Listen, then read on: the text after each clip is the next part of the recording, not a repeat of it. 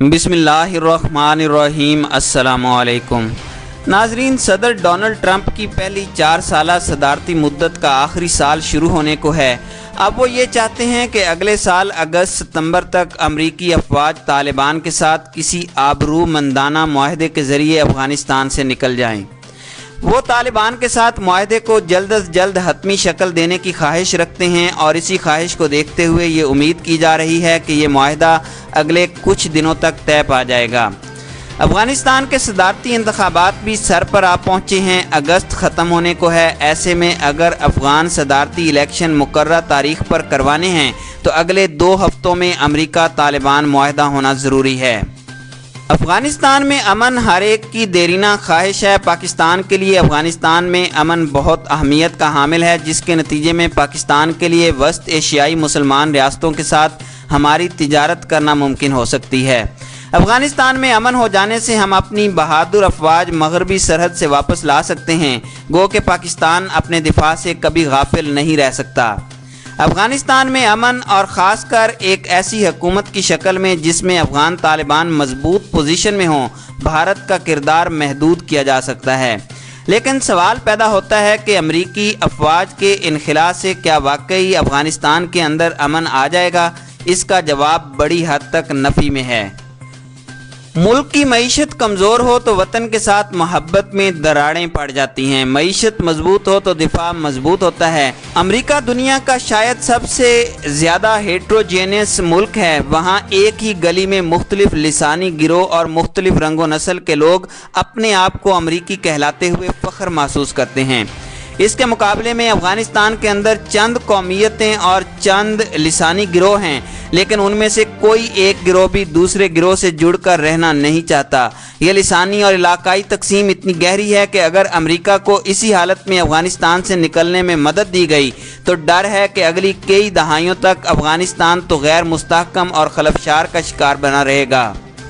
دوسری عالمی جنگ کے خاتمے پر یورپ پر اندھیرے مسلط ہو چکے تھے، بمباری سے تمام بڑے شہر اور صنعت و حرفت کے ادارے ملیاں میٹ ہو چکے تھے، تجارت بڑی حد تک ختم ہو چکی تھی، دور دراز قصبے اور گاؤں شاید تباہی سے اتنے متاثر نہ ہوئے ہوں، لیکن ٹرانسپورٹ نیٹ ورک تباہ ہونے سے یہ قصبے اور گاؤں کٹ کر رہ گئے تھے۔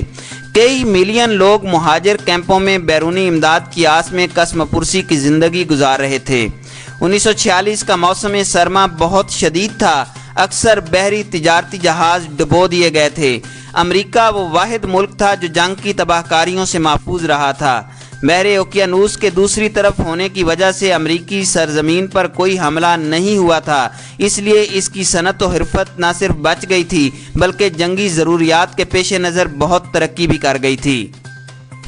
امریکہ اندازاً سالانہ 45 ارب ڈالر افغان جنگ میں جھونک رہا ہے، لیکن اس جنگ کے نتیجے میں افغانستان کو موت اور تباہی کے علاوہ کچھ نہیں ملا۔ افغانستان کے اندر کوئی چیز سلامت نہیں رہی، کوئی سڑک، کوئی پل ایسا نہیں جو کہ اس جنگ سے متاثر نہ ہوا ہو۔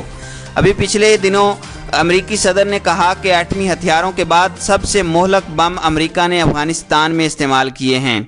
افغانستان میں جنگ کی ہولناکیوں اور تباہی کا صدر ٹرمپ کے اس بیان کے بعد اور کون سا ثبوت چاہیے؟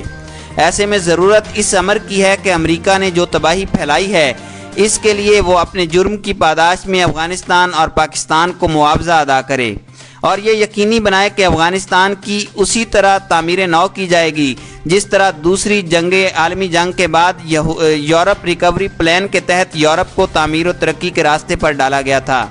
اس سے پہلے سوویت یونین یعنی روس نے افغانستان کو مکمل تباہی سے دوچار کیا، لیکن اس کو بغیر کسی ریکوری پلان یوں ہی افغانستان سے نکل جانے دیا گیا۔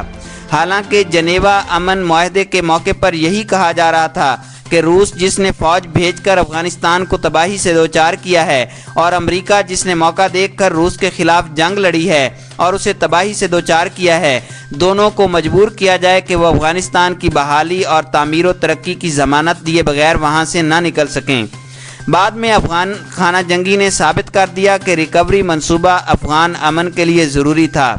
اب ایک بار پھر امریکہ افغانستان سے جلد نکلنا چاہتا ہے اور ریکوری پلان مانگنے کے لیے سنہری موقع ہے۔ 22 अगस्त 2019 को दोहा में शुरू होने वाले अमेरिका तालिबान मुज़ाकरात का ये नौवां और बज़ाहिर हतमी दौर है। इस दौर के 5वें दिन एक अफगान कमांडर ने बताया कि अफगानिस्तान से अमेरिकी फ़ौज के इनखला से मुतालिक मुज़ाकरात अगले चंद दिनों में तय पा जाएंगे। ताहम मुआहदा हो जाने पर भी अशरफ गनी की काबुल हुकूमत पर हमले जारी रहेंगे।